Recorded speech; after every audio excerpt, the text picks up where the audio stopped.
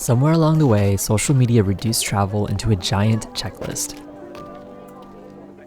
We're told where to eat, where to take photos, and the top 3 neighborhoods in Tokyo that you can't miss.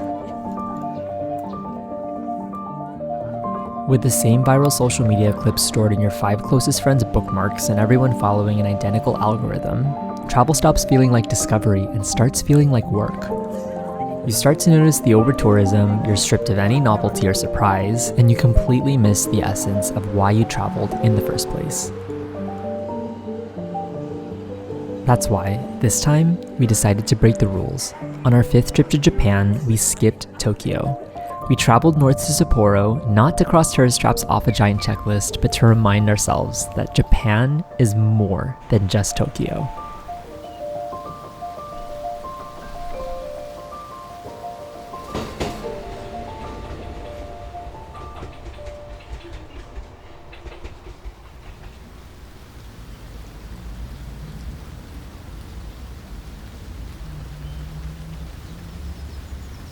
When you arrive in Hokkaido, the atmosphere feels different. The air is fresher, the city moves at a relaxed pace, and you can't help but slow down with it. Walking the wider streets and pathways, it's hard not to hear the subtle sounds of leaves rustling and birds in the distance. It's a strong contrast to what we usually hear in the city. At first glance, nothing is astounding, but it's still breathtaking. There's a modesty in how Sapporo presents itself. Across from the former Hokkaido government building, small business vendors set up shop to sell coffee and snacks in the morning. We felt pleasantly welcomed to Sapporo.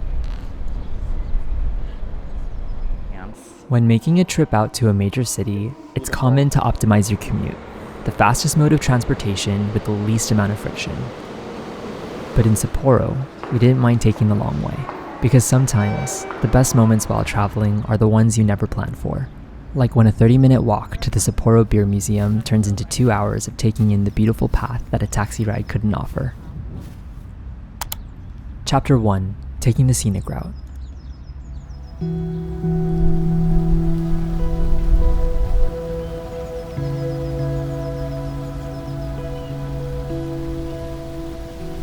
We were too occupied with the blooming trees in this charming neighborhood to remember how far the trek actually was. Locals sat on benches, catching up and taking in the beautiful weather, while we admired every step of the way to our destination. What started off as an overzealous attempt to walk and save money on a taxi ride became a visual that will always live rent-free in our minds.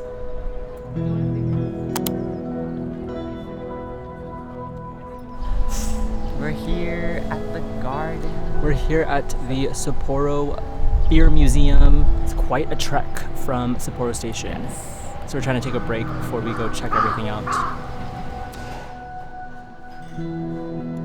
After the long walk over to the beer museum, we felt rewarded.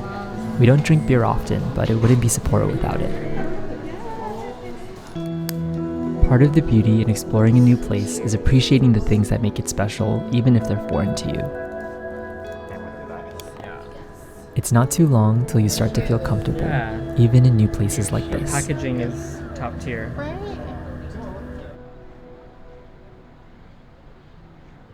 And before we knew it, the sun began to set. We decided to make our way back to one of our favorite parts of Sapporo by dusk, Odori Park. The best sights in any city can be appreciated at every angle, even in ways that you didn't expect. Rather than visiting the observation deck at Sapporo TV Tower, we decided to visit a rooftop restaurant down the street.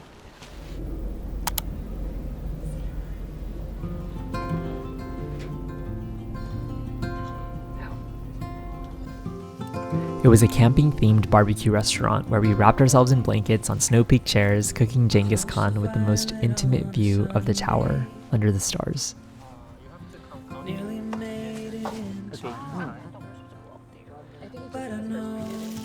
This might have been our favorite memory in Sapporo. I'm sure seats fill up quick, but when we were here, it almost felt like a secret spot, far enough to be away from the crowds, but close enough to still admire the city. It was definitely cold up here, but with blankets, the steam rolling off the grill, and the four of us reflecting on our first full day in Sapporo, we felt warm.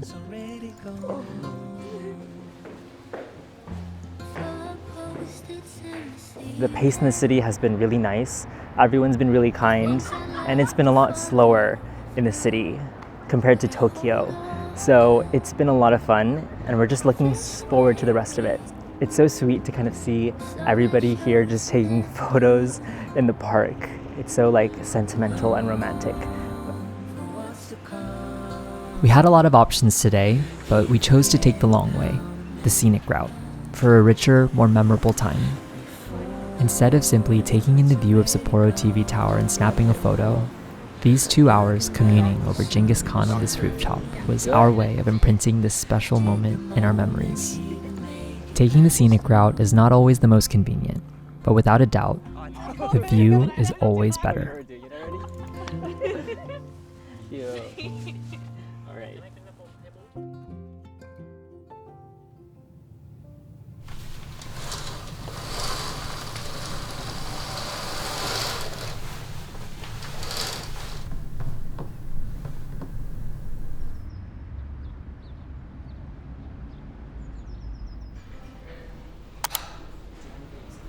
Hokkaido's culture makes you appreciate the fine details.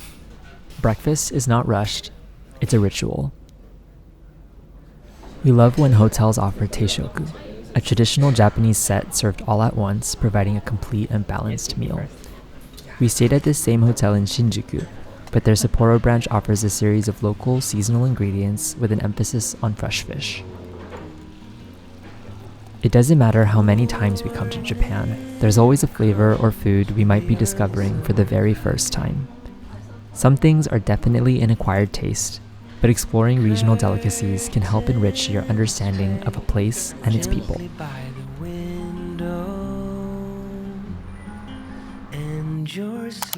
Chapter 2: Doing as the Locals Do. ロサンゼルスでラーメン一杯いくらなの？ How much? 3,000円。3000円。はい。あ高いですね。あ、高い。味噌ラーメンが一番多い。一番。Number one. A brief interaction with our taxi driver encouraged us to try the foods that locals are proud of sharing with others. We made it our goal to try as many of these local delicacies on the trip, like their soup curry, miso ramen, and local flavors like Hokkaido melon, Jersey milk, and corn. I like curry and I like soup, so curry soup. Okay, makes sense. Soup curry. Yeah. Together. Tender wind dancing on my skin makes me stay in bed a little longer to hear you breathing.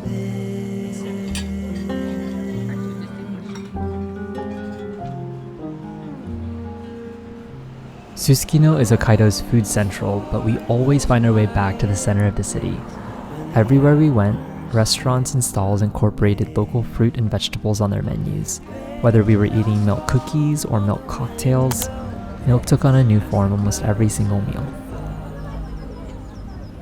Odori Park in the daytime is filled with food stalls, and we couldn't help but try every single flavor of soft serve ice cream. We could feel the pride of Hokkaido everywhere we went, bite after bite. What a vibe. This has always been one of our favorite parts about Japan. Ingredients matter.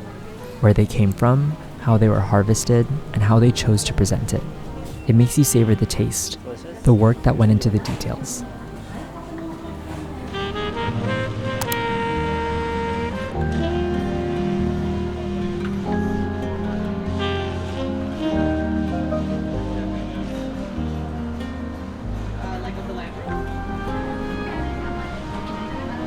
Ganso Ramen Yokocho had an overwhelming amount of ramen shops to choose from, but as we looked at every single menu in detail, an elderly man passed by, pointed to a shop, and said, "This is number one."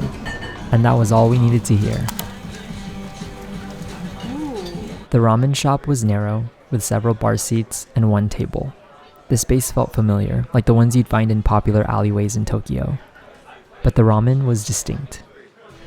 A miso broth with sweet snow crab meat, chashu, charred corn, butter, wavy and thick noodles making it easier to absorb the rich broth. It was unlike anything we've had before. Good.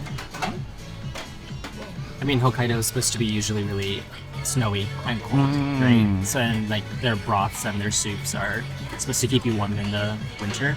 So, it's supposed to be thick and rich. Even though we visited in the summer, we came to understand why these flavors matter so much here. If anything, it made us more curious to come back again and visit Hokkaido in the winter.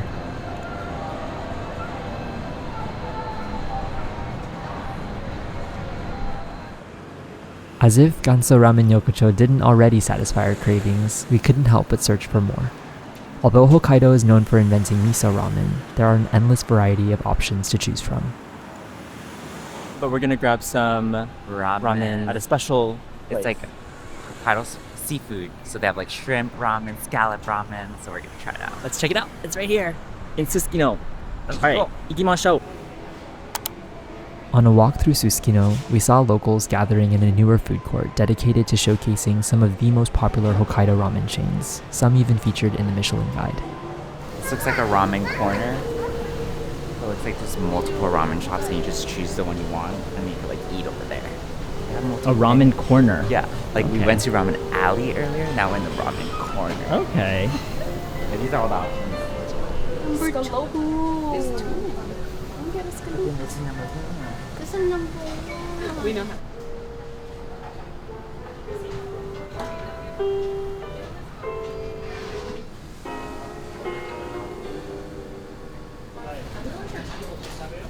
No ramen, no life.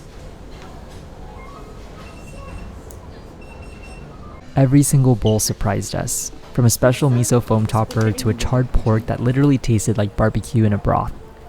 The flavors uniquely represented local cooking styles, but there was something for everyone.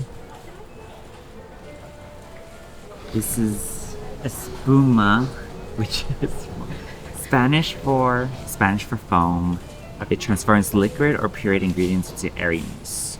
Oh, Which apparently it's like a miso. oh, that's Espuma. miso. Espuma? Yeah, like you mix it in. That's hella cool. In a place like this, you can learn a lot about a region and its people simply by appreciating their cuisine. On our way out, a gelato stand stopped us in our tracks. Among your common Italian offerings, they served Hokkaido-specific flavors.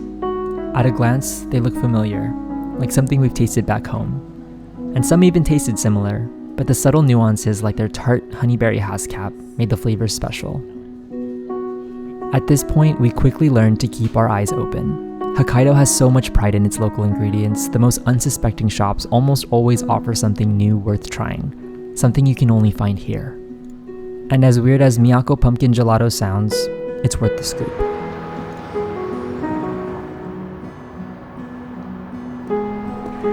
Locals came in droves, and after having a taste of everything this food court had to offer, we understood exactly why.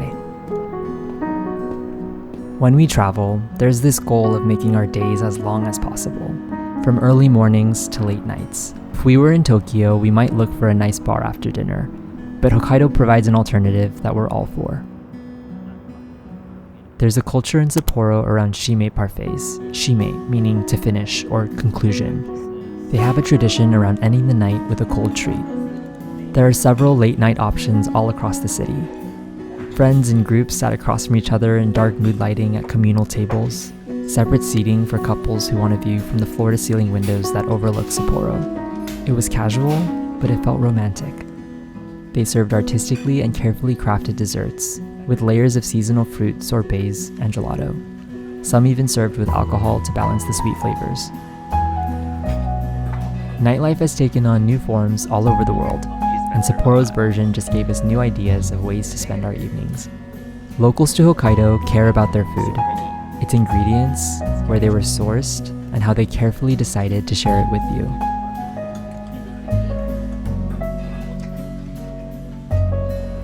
And after trading nightcaps for night parfaits, Sapporo reminded us that every region in Japan has its own story, rhythm, and flavor.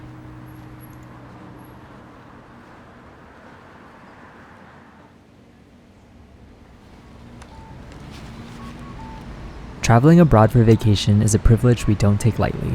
Most people are lucky to secure 1 to 2 major trips throughout any given year. So when you do get a chance to explore a completely foreign place, the stakes of making every day as efficient as possible are naturally raised.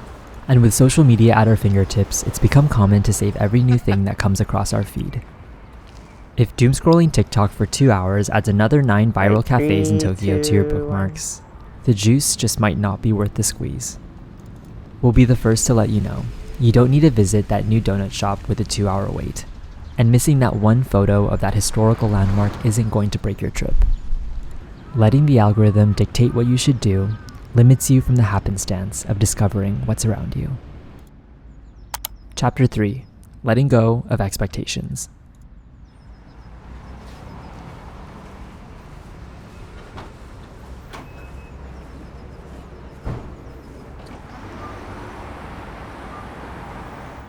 So many pretty shots out here.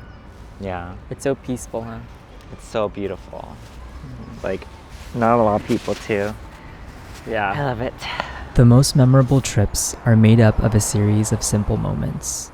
For a lot of people visiting Japan, the everyday konbini runs with their favorite snacks, or looking for surprises in places we find comforting and familiar.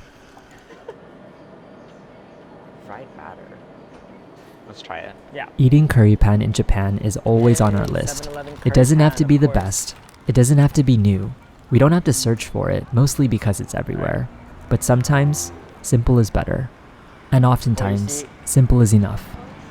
So good. Letting go of expectations is not necessarily about lowering your standards.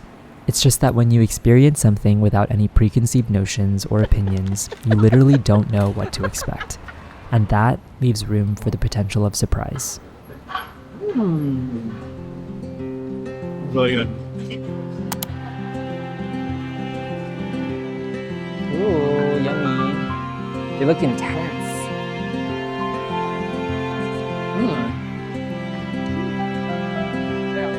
Right?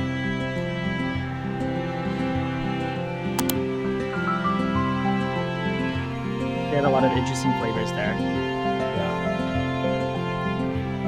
Tastes like an apple.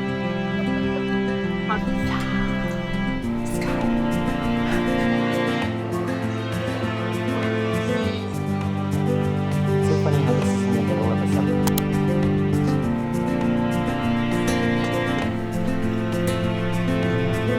How much is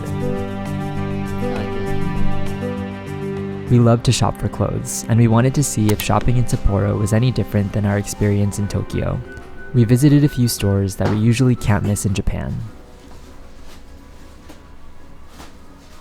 Watch. What does that even mean? We didn't end up buying any clothes, but a majority of our purchases on this day were made at a store that we'd never heard of. Central. Trekking across the city center, the windows to Central revealed a massive stamp sale featuring artists across the world. We'd been meaning to get into stamps, and this was the perfect unexpected find. There was a peaceful silence in the store. People on lunch breaks or mid-errands scanning the tables for their favorite stamp art. They sold these unique stamp pads with mixed pigments that we couldn't wait to try at home. The variety in Japanese stationery stores is unrivaled, so we took our time checking every aisle for unique gifts and souvenirs. Oh yeah. Cheesecake. Regular cheesecake.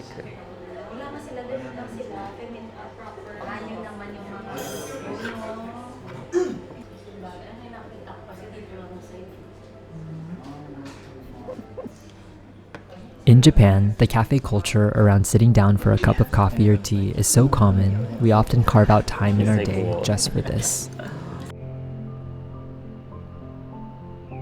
In the midst of shopping, we came across a furniture store with a stylish selection of products. We stepped inside and saw them promoting a cafe. Although we did have coffee spots saved to visit, we decided to give this one a chance. They served tea sets, parfaits, and small bites.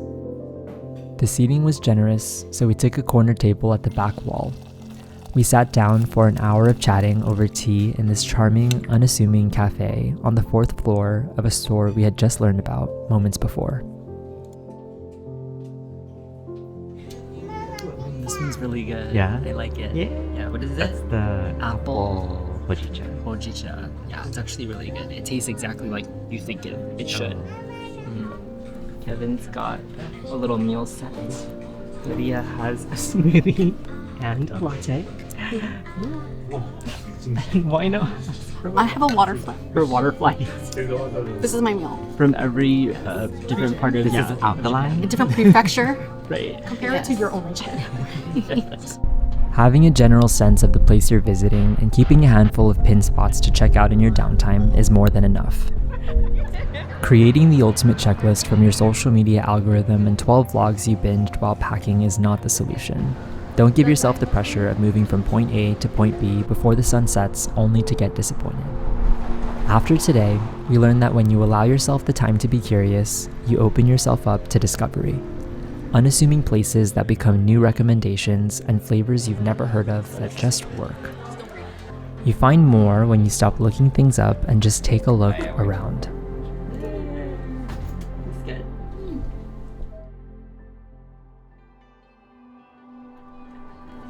If we're lucky, our trips abroad are about 2 weeks in length, and as the trip dwindles down to its last days, it never fails to create this sense of longing to make the most out of every day left.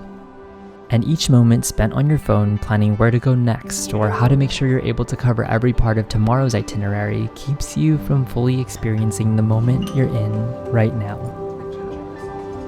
It's truly less about what you do and more about finding joy in the things that you got to do. Even when those things are simple, small moments that only become fond memories that you keep for yourself. Cute. The best itinerary doesn't exist. If everyone returned from their trips abroad giving their friends and family a personal review of their experience visiting all the places they've all seen online, I'm afraid we've lost the point. We travel for experiences. Experience can be defined as the conscious events that make up an individual life, or the knowledge or skill gained through direct observation or participation. And if our experiences are only as interesting or insightful as the viral social media clips stored in our 5 closest friends' bookmarks, did we really experience much at all? If this trip taught us anything, it's that no 2 itineraries look the same.